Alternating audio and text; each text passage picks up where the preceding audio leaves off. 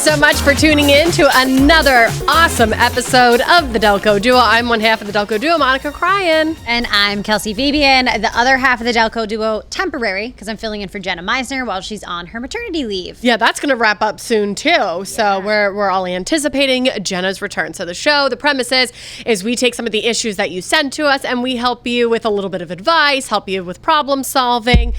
So we have 2 issues from people and 1 of our own. But before we get to that, let's talk the debrief.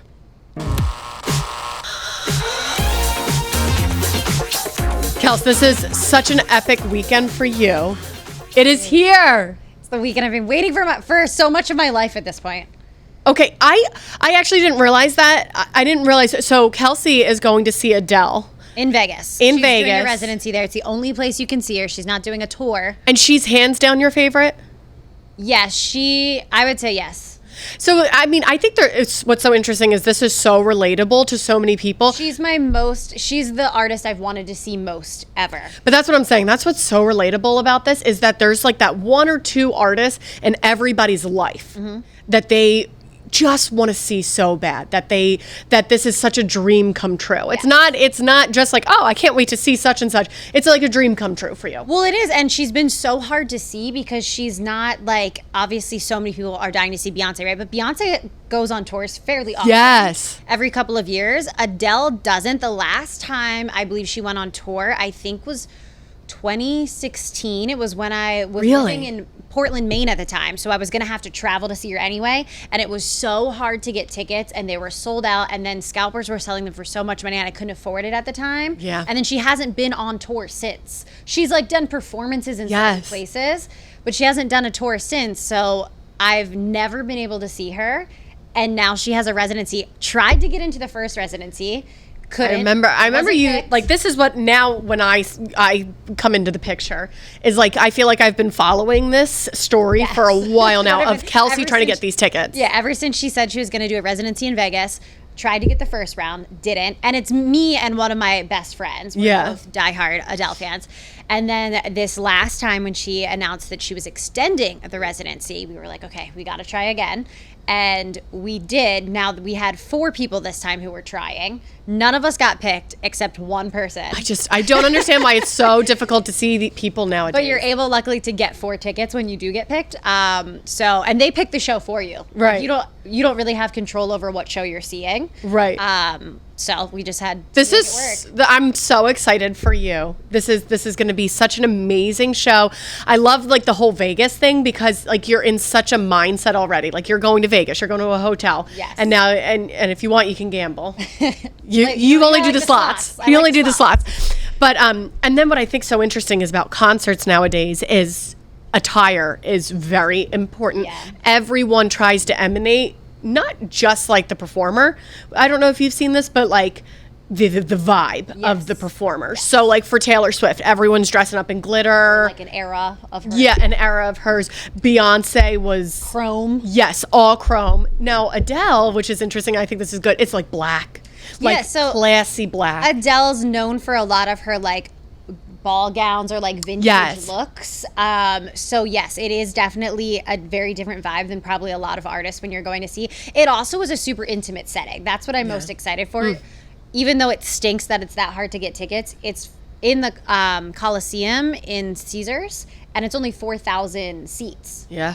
So it's a small But you think about setting. it like Taylor Swift and Beyonce have been performing for people. In a stadium. So this is going to be so awesome. I know. Now, would I choose to go to Vegas in August? No, it's going to be a little too hot for my liking. But Adele told me that's when I could see her, and I said, all right. And I said, I'd be there, girlfriend. So I'm sure everybody has that 1 or 2 artists that, you know, you just would drop everything for to go and see, spend a good amount of money. For me, it was Celine Dion, and I've actually seen her twice. But I think that's the thing is every time she'll go on tour, I have to get tickets because I don't know if that's my last time. Yeah. Well, and this obviously is so expensive. The tickets, were crazy expensive, but also you're traveling, you're going to Vegas. But that was what my husband said. He was like, you if you get picked, you have to. It's like a bucket list for you. Wow. Like you might never get the opportunity again. So bucket list. I know it sounds crazy to be traveling, I think, to see one artist, but it's the only option. Yeah. And it's been something I literally been thinking about for years and years. And like I said, I'm just so just interested and just so intrigued by the fact that since the pandemic, it's all about what you wear to these concerts, and it's really a lot of pressure. Yeah. A lot of pressure. So I can't wait to see pictures. Please post a ton. I can't wait. I'm so excited for you. Okay, so we do have to get to people's issues. We've got Maddie from media. My boyfriend's friends are coming to visit us with their 3 kids. Am I wrong for being annoyed they are staying with us in our small apartment? Shouldn't they get a hotel? So do we know that the friends are aware that it's a small apartment? No, we do not know if they are aware it's a small apartment, but they know it's an apartment. Okay. Either way, it's an apartment. I do see where Maddie is coming from. Agreed. But they are coming to visit you. That's really nice. But I also think you should have brought this up. Like, if they said, hey, we want to come visit, I feel like you should have said, we would love that so much. I just want to let you know we have a really small apartment, so I don't know that it'll be able to, fit all of us. Put that out there. Yeah. Because then maybe they would have gotten a hotel. If you didn't. Right, you can't let too much time lapse. Right. Though, in between the invite, the acceptance, and then, because now it's just so awkward to bring it up and tell them, oh, by the way, you shouldn't actually stay in our apartment. Right. Yeah, and I feel like I guess maybe they were hoping that they would just offer to stay in a hotel, but once that offer didn't come through, I feel like you should just maybe put out there hey, just let you know it's a really small space.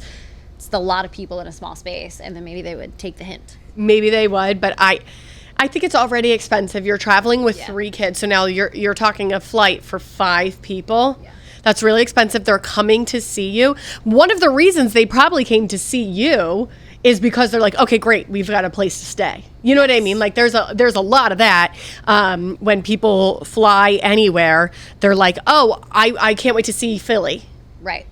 My guess is this is Philly. And she also might feel some type of way about it because they're not her friends, they're her boyfriend's friends. Yeah. Because I was going to say the other perspective could be, I've lived a lot of places that were far away, and you're good friends by the ones that do choose to visit you, because they won't all. Yes. So you are lucky that they're willing to visit. That's what I'm saying. But also they're not her friends, they're her boyfriend's friends, where she's I don't care. Right. I really don't want you in my same living space. I know I'm actually the opposite, but I don't live in an apartment, so I get it. But when I did live in an apartment, it was in Denver, we would always have people wanting to come visit us because, again, it's Denver. People are oh, great. I would get offended when they would stay at hotels. Oh, really? I'd be I have this place for you guys. But again, not 3 kids, though. Most of my friends were single, coming to visit. I was please don't get a hotel. Please stay with me. Yeah, I also think when you're that age, too, it's more like a sleepover with your girlfriend. Why would you go somewhere else? Yes, I would get so offended. All right, next up, we've got an issue, and this one is about Barbie dolls. I know we've been talking a lot about Barbie. I'm wearing my Barbie pink. You're Barbie pink. So make sure you stick around for that.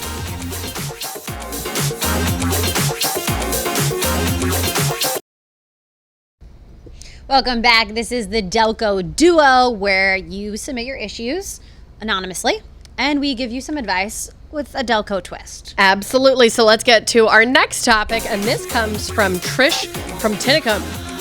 My grandmother left some collectibles to me and my cousins. I took some of the vintage Barbie dolls, cleaned them up, and now that the movie is out and Barbie's value has risen, my cousin is asking, where are the dolls? Should I share? This is always so tough. I mean, thankfully it's just Barbie dolls and just a few vintage pieces. I mean, you talk about families that have estates given to them. This is when families split, when the estate. Not even estates. You can just have a will. A will, and families are broken apart. Yes. So I would share the Barbies. Yes. Because I understand that you fixed them up, that you did a good job, but the grandmother left them to all the cousins. You need to, even if it's years later. Yeah, I don't think you have to give them all up. I think you can split them evenly. Unless you don't like this cousin, then keep them to yourself. But if you like the cousin and you like your family, yes, divide them up evenly. Maybe if you have a favorite, keep your favorite. Well, that's what I was thinking. Is you're the one who cleaned them up. She's not asking for the best one. She's just asking for some of them. Yeah. Really, I know Barbie is always vintage and it's always important to have those collectibles and you want to keep them. Who knew it was going to come to this? Like, this has been such an epic movie. No one really could have predicted. So I don't blame your cousin for seeing Barbies, not being interested in them. But then all of a sudden, now this movie's out. She's like, well, wait, where's Grandmom's Barbies? Right. And I do see why she's like, now I would like a piece of that. I didn't realize, maybe she didn't realize just how like valuable they were. Yeah. But I also understand Trish being like, well, listen, you didn't care about them then. I took them, cleaned them. Yes. They look nice now. They're probably like in a box and you're just now asking for them because you could probably make some money off them. So I get both sides. Yeah. But I agree with you. Families, it is so crazy. You can think that you have such a close family and whatever, but like money and things in wills and things that are left behind, it causes chaos. It all causes chaos. And it all comes back to money, whether it's in the form of actual money or it's in the form of collectibles or this, that, and the other thing. It's wild how these things break families apart, and I hate to see it. So I would highly recommend just realizing your relationships with your family is so much more important than a collectible item.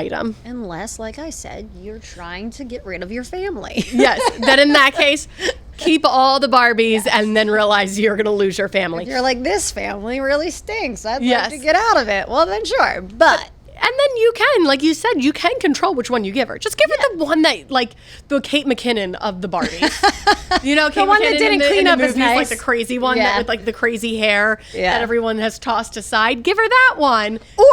Or go call Dr. Lori or Google or something what the Barbies you have, figure out maybe which one has the most value, keep it for yourself, and then give the others away. You could do it sneakily. Your cousin doesn't have to know that you did that. Right. My grandmom actually did this, but she left specific things for specific people. And let me tell you something. I love my grandmom, but the woman was... they weren't like crazy loaded. You know what I mean? They were comfortable, but they were not in any way. She was giving away like costume jewelry, and she thought it was so sweet when she was giving it away to like the cousins, because I have 16 cousins. Oh wow. Yeah. So and she'd be like, "Here, I give you my necklace," and my cousin and I would be like, "Well, I don't want that." And then she actually gave me, which was really nice, and I had Dr. Lori appraise it. She gave me a Marilyn Monroe doll. Oh wow. But then I just like didn't know what to do with it, so I had it appraised, and Dr. Lori was like, "It's a nice item, but you're better off keeping it because of its sentimental value to you." Right. It wasn't really coming back as like a good give back. And it was before the Marilyn Monroe movie with Ana de Armas. Yeah. You know, so before that, the doll wasn't worth much, but it meant so much to my grandma. She idolized Marilyn Monroe. Yeah. Well, and so I kept it because I was like, I'm not getting rid of this. Well, and also maybe that's Trish's beef too. Maybe Trish wants to keep them for sentimental value, and she knows if she gives it to her cousin, she'll sell it. So, ooh, that's really tough. I didn't think about that. Yeah. That would be really, really hard to give the doll when it seems like she cleaned them up and was. Yeah, like maybe Trish just wants to keep them, right? And isn't trying to like wants it because it was her grandma's. But again, it's like, you know, you can't control that. Yeah. And your grandma left it to everybody. I would just hand the least favorite, the Kate McKinnon of the Barbies, hand it over to your cousin, and then just be done with this episode. Yeah. Yeah. Not worth it. All right. So that was our second topic. Next up, we have one of our own for this week. Will it be Kelsey? Will it be I who's complaining? Make sure you stick around for that.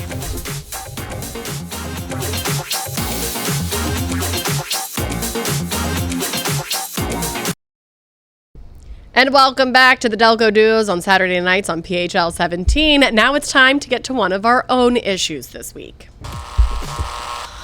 Meisner needs an advisor. That's you, Kels. So this is my issue. So I go to a place to get a service. Fabian's Fibs. Ooh, fun.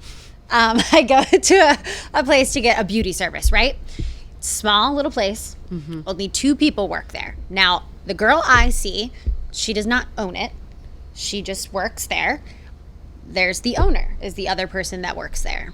She does not do your services. Correct. The owner, yeah. And it is a very small space. Monica's been there. She knows. I'm keeping it very anonymous because I don't want the place to know. Any issues.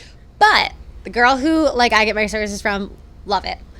But the owner never talks or, welcomes me, says hi. Just, like, even if I walk in the front door and she's at the desk, just doesn't acknowledge my presence. And I don't expect much because I know I'm not your specific client, but you're the owner of a business, and it feels so unwelcoming to me that she just ignores my presence. There's only 2 people working, so I don't know what it's like if it's like, is it just me? Is it anyone that's not her specific client? That is so weird that she would. It's so bizarre because it's not just you. I mean, she's probably doing it to everyone. I just find it so weird because you're the owner. It's your business. So, like, you're the face of it, essentially. I don't need you to, like, ask me about my life, but just be like, oh, hi, like, welcome in. I mean, that Nothing. She literally has never said a single word to me or smiled. Whether you're the owner or not, you should have someone who greets customers. Yes. So you walk in, it doesn't matter who you are. Hi, how are you? Thanks for coming in. Yeah. Easy. Or even, I mean, when I'm there for over an hour to not acknowledge my presence, and I'm so close to you. I just feel like there just needs to be some type of hi. Well, it's not just you. She's doing it to everyone. That's impacting your business. That is in no way helping your business. If you own a business or you work at a business, especially one where, you've got customers, you've got clients. Right.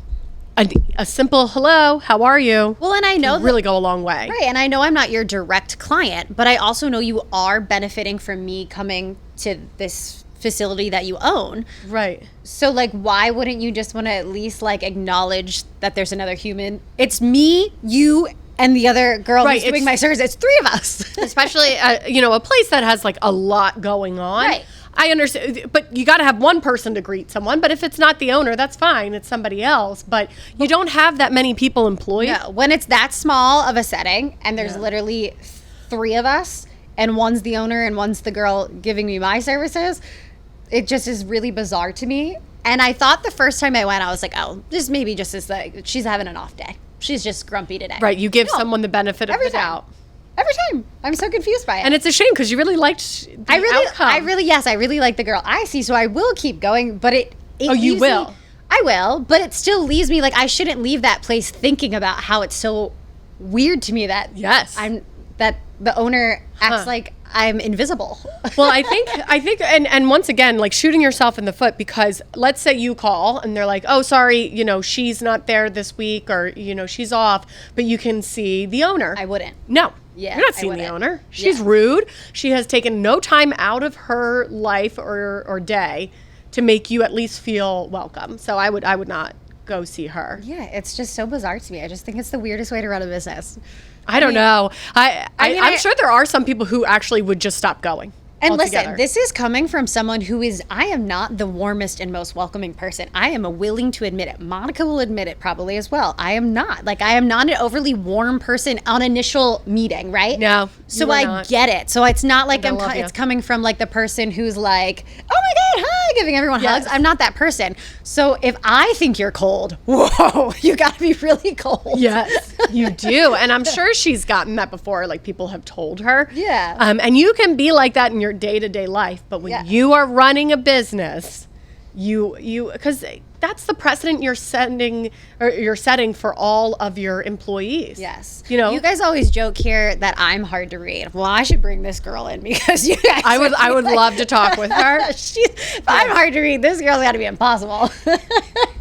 Her face is the same the entire time. I'm sure some people watching right now or that watch us like in the mornings are probably like, what are you talking about? Like, Kelsey's not hard to read, but in an everyday situation outside of work, you actually are much more easygoing on air, which is very funny because people would think the opposite. When you're on air, some people tighten up or they get like a little bit more reserved.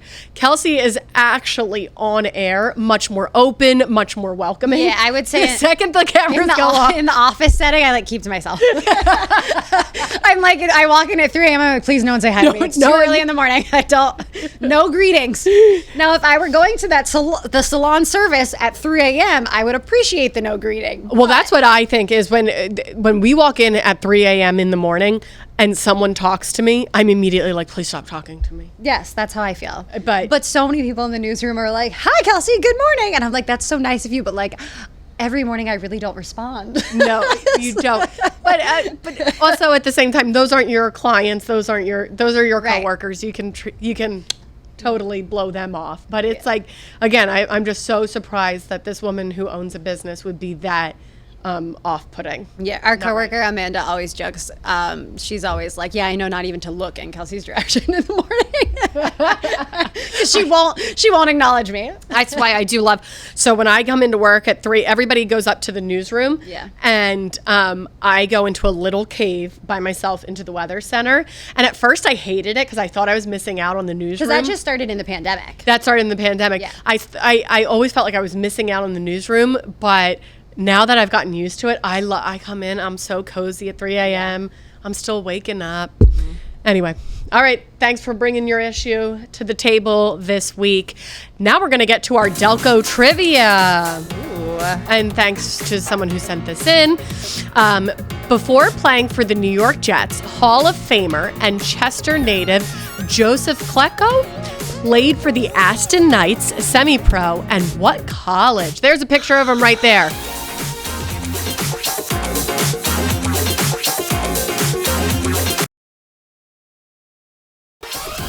All right, I'm going to let Kelsey answer this. There you go. Temple. Joe Klecko, Chester native, went to Temple. He actually went to St. James Roman Catholic High School in Chester and then went to Temple. So I love, this guy is homegrown. Yeah. I actually had never heard of him before. Same. But love that he went to Temple. And he was That's recently... he was recently inducted into the Hall of Fame. So he played a while ago. Yeah. In the 90s, I think. Even earlier than that. And then he recently got inducted into the Hall of Fame. I'd be interested to know if he still lives around here. He's got a house somewhere here that he comes to. Yeah, but he played for the New York Jets. I was like, oh, I wish we really kept him local. Yeah, and he Eagles. Yeah, because when he played so he played in Aston too. There was like a semi-pro team called the Knights. He played for them, and then went and played for the Jets. And then when he was there, which I think is really funny, they had their front line was called the New York Sack Exchange. That's funny. Isn't that funny? Yeah, that is. I'm like, I would love for the the New York Giants or the New York Jets to bring to have again the New York Sack Exchange. But he was known as the New York Sack. Him and like 3 other guys were the New York Sack Exchange because they had so many sacks and they were really, really good. And he was really, really good going to the Hall of Fame. But he's a local dude. Fun for trivia. Yeah, fun guy. And thank you so much for sending in your comments, your concerns. We've gotten some concerns also about the show and everything. So I love that people are not just sending us their issues, but they're sending us their feedback in general. Feedback for the show, their trivia questions. We appreciate it all. Delco Duo at phl17.com. Kels, have so much fun this weekend. Yes, I can't wait. Adele, set fire to the rain. To the rain. What's your favorite song? Ooh, I can't. Oh, can't.